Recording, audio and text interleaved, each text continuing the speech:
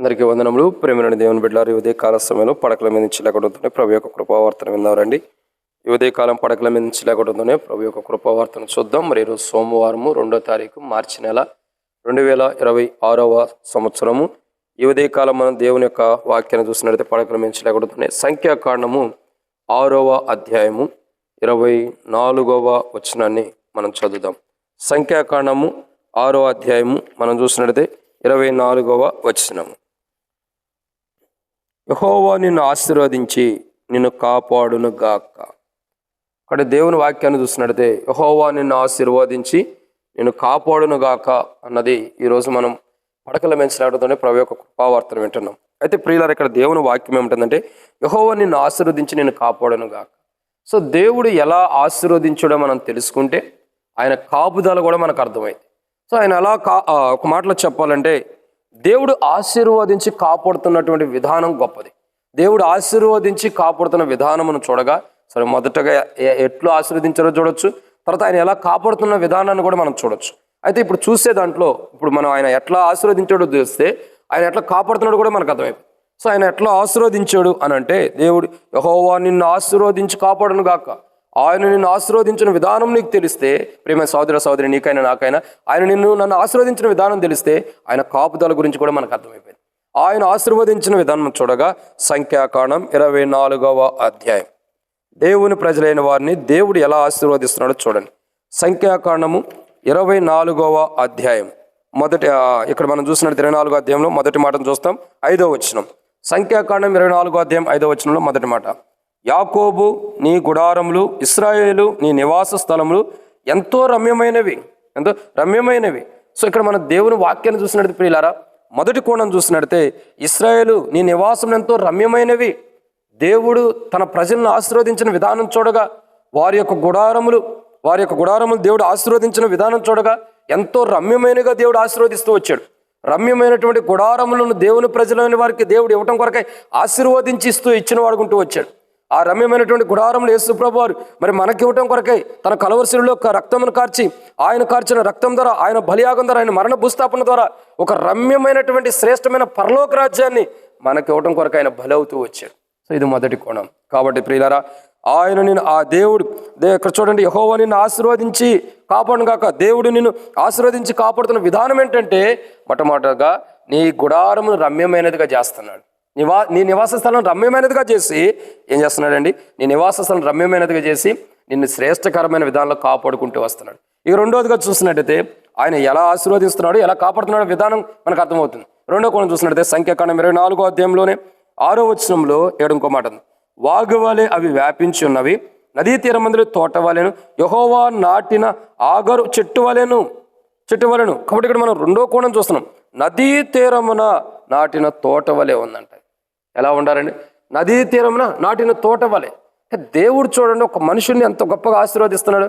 ఎడారిలో ఉంటే మనకు నీరు తక్కువ ఉండేది కాబట్టి, ఎడారిలో ఉంటే ఎండిపోయిన జీవితం ఉండేది కాబట్టి, ఎడారిలో ఉంటే ఎండిపోయినటువంటి అనుభవం ఉండేది కాబట్టి దేవుడు తన ప్రజలను ఆశీర్వదిస్తున్న విధానం చూడగా నది పక్కన ఒక చెట్టు ఉంటే అది ఎలాగైతే చిగురించేది ఉంటుందో, అది ఎలాగైతే నది పక్కన ఉన్నప్పుడు దానికి సమృద్ధి అయినటువంటి ఆశీర్వాదాలు ఉంటాయో, దేవుడు అలా మనల్ని ఎండిపోయేటట్టు కాకుండా, మనం విఫలమయ్యేటట్టు కాకుండా, మనం కాలిపోయేటట్టు కాకుండా, మనం నశించిపోయేటట్టు కాకుండా, మనం ఫలించే విధానంలో చక్కగా సమృద్ధి అయినటువంటి చిగురించిన విధానంలో దేవుడు మనల్ని ఆశీర్వదించి ఆ నీటి కాలువను మనం ఉంచుతున్నాడు. సరే మనల్ని ఉంచుతున్నాడు. ఆయన నదీ తీరమునందు ఉంచుతున్నాడు. ఎందుకంటే ఆయన ఆశీర్వదించిన విధానం చూడగా నది దగ్గర పెట్టి మనల్ని ఆశీర్వదిస్తున్నాడు, ఫలభరితమైన వారికి ఉండాలని. తర్వాత ఆయన కాపాడుతున్న విధానం చూడగా నీరు ఎప్పుడూ కూడా ఇంకిపోకుండా ఆ యొక్క కాలువలో నుండి వచ్చే ఊట ద్వారా మనం పోషించబడాలని, దేవుని వాక్యం ద్వారా మనం పోషించబడాలని మనల్ని దేవుడు ఎంత గొప్పగానో రమ్యమైన వారిగా సిద్ధపరిచి తన పరలోక రాజ్యం రమ్యమైనది నివాస స్థలాన్ని మనకి ఇస్తున్నాడు. రెండోదిగా చూస్తున్నాడు, నదీ తీరమందు తోట వలె మనల్ని నాటాడు. తద్వారా మనం ఆశీర్వదించబడుతున్నాం దేవుని తోట వలె ఉండి. రెండోదిగా చూడగా అక్కడ చూసిన మాట ఏంటంటే మనము కాపాడబడుతున్నాం. ఎందుకంటే ఆ నదిలో ఉన్న నీరు మన జీవితానికి రావటం ద్వారా. చూడండి, ఏలి మరి నది పక్కన ఉన్నప్పుడు ఎలా ఏటి నీళ్లు తాగుతూ జీవిస్తూ వచ్చాడో, అట్టి రీతిలో మనల్ని కూడా ఏలి అలాగా ఆ చెట్టు వలె మనల్ని కూడా నదీ తీరమందులు దేవుడు తన తోట వలె నాటుకుని ఆ నదీ తీరమందు నుండి మనల్ని కాపాడుతూ పోషించుకునేవాడుగా దేవుడు మనం సిద్ధపరచుకుంటూ వచ్చాడు. ఇది రెండో కోణం. మూడో కోణం చూసినట్లయితే యెహోవా నిన్ను ఆశీర్వదించి కాపాడును కాక అంటున్నాం. దేవుడు ఆశీర్వదించి కాపాడే విధానం. మూడవ కోణం చూడండి, సంఖ్యాకాండం 24:7 ఇంకో మాట ఉంది. నీళ్లు అతని బొక్కల నుండి కారును, అతని సంతతి వారు బహుజనుల యొద్ద నుండి నివసించును. అతని రాజు అతని కంటే గొప్పవాడును, అతని రాజ్యం అధికమైనదగును. ఇక్కడ మనం చూస్తున్నాను. మూడో మాట ఏంటంటే అతని సంతతి వారు జలముల యొద్ద నివసించేలాగా దేవుడు చేస్తున్నాడు. అతని సంతతి వారు జలముల యొద్ద నివసించేవారుగా చేస్తున్నాడు ఆయన. చూడండి, యాకోబు యొక్క సంతానమును, యాకోబు యొక్క ఇశ్రాయేలు యొక్క సంతానమును దేవుడు విడిచిపెడుతున్నాడా? విడిచిపెడతలా. అతని సంతానం జలముల యొద్ద నివసించేదట్టు చేస్తున్నాడు. ఏ జలముల యొద్ద నివసించేదట్టు చేస్తున్నాడు అంటే జలముల యొద్ద దేవుడు నివసించేదట్టు చేసి, ఆ జలమైనటువంటి యేసు ప్రభువుని మనం త్రాగి ఆయనలో ఉన్న జీవం మనం కలిగిన వారమై, ఆయనలో ఉన్న జీవాన్ని మనం పొందుకునేటట్టు మనల్ని ఆశీర్వదించి, ఆ జీవం మనకు ఎక్కడ పోకుండా ప్రతిరోజు వాక్యం ద్వారా మనం సంధించి దర్శించి, ఏ జీవాన్ని అయితే మనం పోగొట్టుకుంటే నష్టపోతాం కాబట్టి ఆ జీవాన్ని పోగొట్టుకోకుండా ప్రతిరోజు మనకు వాక్యాన్ని ఇచ్చి మనల్ని కాపాడుతూ వస్తున్నాడు. ఇది మూడవ కోణం. ఇక నాలుగో విషయాన్ని చూసినట్టయితే సంఖ్యాకాండం 24:7 ఇప్పుడు చదివిన మాటలో అతని రాజుని గొప్పవాడుగా చేశాడు. అతని రాజు గొప్పవాడుగా చేస్తున్నాడు. చూడండి, ఇక్కడ చూసినట్టయితే అతని రాజు ఎలా ఉంటున్నాడండి? అగొక్క అంటే గొప్పవాడగును. సో దేవుని వాక్యాన్ని చూసినట్టు ప్రియులారా, అతని రాజుని గొప్పవాడుగా చేస్తున్నాడు. ఓ రాజు లాంటి స్థితిలో ఉన్న వ్యక్తిని దేవుడు ఏం చేస్తున్నాడు? గొప్ప స్థితిలో తీసుకొస్తున్నాడు. మనుషులమైన మనల్ని, మానవులుగా నిర్మించబడిన మనల్ని దేవుడు గొప్ప రాజులుగా చేస్తున్నాడు. అంటే చూడండి, మానవులు అంటే రాజులు మానవులు కాదా అని కాదు నా ఉద్దేశం. సహజమైన మనుషులమైన మనల్ని దేవుడు రాజులుగా చేసి ఇంకా గొప్పవారిగా చేస్తున్నాడు. దేవుని ఆశీర్వాదం సహజమైన వారిని రాజులుగా చేయటం, కాపాడే విధానం, గొప్ప స్థితిలో దేవుడు కాపాడుతున్నాడు. అది దేవుని యొక్క నిత్యమైన ప్రణాళిక. ఈరోజు ప్రియులారా, యెహోవా నిన్ను కాపాడి ఆశీర్వదించుగాక అంటే, సో మన దేవుని వాక్యాన్ని చూస్తున్నాం. ఆయన నిన్ను ఆశీర్వదించి నేను కాపాడను గాక అంటే, ఆయన దేవుడు ఆశీర్వదించి కాపాడే విధానం ఇదే. ఏం చేస్తున్నాడంటే మన రాజుని గొప్పవాడిగా చేస్తున్నాడు. రాజుని గొప్పవాడిగా చేసి ఆయన కాపాడుతున్నాడు, తన రాజ్యాన్ని కోల్పోకుండా. మనల్ని కూడా రాజులైన యాజక సమూహంలో ఆయన పెట్టాడు. ఏ రాజులైన యాజక సమూహంలో మనల్ని గొప్పవాడిగా పెట్టాడు? పెంట కుప్ప మీద ఉన్న మనల్ని రాజులైన యాజక సమూహంలో గొప్పవాడిగా పెట్టాడు. ఆ గొప్ప రాజులైన యాజక సమూహాన్ని మనం పోగొట్టుకోవడం, ఆ స్థితిని పోగొట్టుకోకూడదని మనకు ప్రతిదినం ఆయన కుమారుడైన యేసు ప్రభువు వారి యొక్క దేహం ప్రతి పునరుద్ధానపు రోజు ఆయన కుమారుడైన యేసు ప్రభువు వారి దేహం రక్తం మనకు సమీపం ఉంచి మన జీవితాన్ని సరిచేసి రాజులైన యాజక సమూహంలోనే ఆయన కుమారుని రక్తం ద్వారా కడగబడి మరలా తప్పిపోయిన మనం సరిచేయబడి ఆ రాజులైన యాజక సమూహంలో మనల్ని దేవుడు పెడుతున్నందుకు దేవుని కృతజ్ఞత చెల్లించాలి. ఇది నాలుగో కోణం. ఐదో మాట చూసినట్టే సంఖ్యాకాండం 24:7 మరొక మాట ఉంది. అతని రాజ్యము అధికమైనదిగా చేసేదను.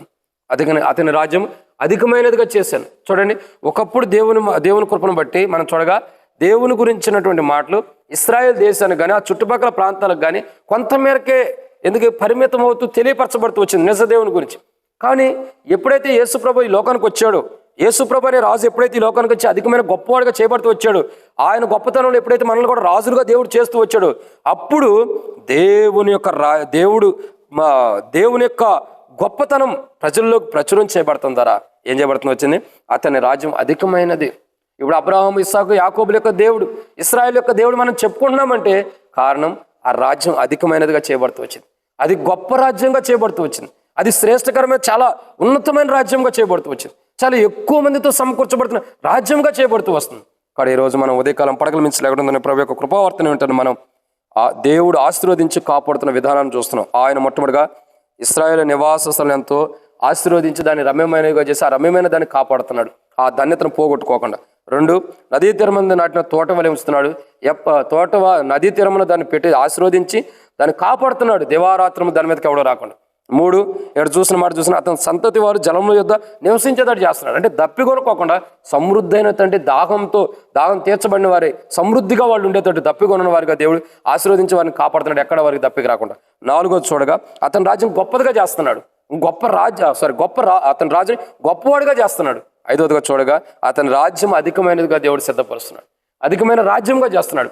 ఇంత గొప్ప విధానంలో దేవుడు ఆశీర్వదించి ఈ అధికమైన రాజ్యం కూడా కోల్పోకుండా, మనం దేవుని రాజ్యం పరలోక రాజ్యం కూడా కోల్పోకుండా ఆయన ప్రతిదినం తన వాక్యము, తన సేవకుల ద్వారా మనకు వాక్యాన్ని బయలుపరిచి, తన దాసుల ద్వారా వాక్యాన్ని బయలుపరిచి ఆ పరలోక రాజ్యాన్ని మనం కోల్పోకుండా తిరిగి దాన్ని సమకూర్చుకుని పోగొట్టుకోకుండా పరలోక రాజ్యంలోకి వెళ్ళాలని, ఏ రాజ్యం అయితే అధికమైన రాజ్యం మనకి ఇచ్చాడో దాంట్లో మనం ప్రవేశించాలని మన కొరకే తన సేవకులను కూడా, తన పరిచారకులను కూడా, తన వాక్యపు బోధకులను కూడా, వాక్యాన్ని ప్రకటించే వారిని కూడా దేవుడు సిద్ధపరిచినందుకై దేవునికి మనం కృతజ్ఞమై ఈ ఇచ్చిన ధన్యతను పోగొట్టుకొని కాపాడటం కొరకే మనం ప్రార్థన చేసుకుందాం. ప్రార్థన.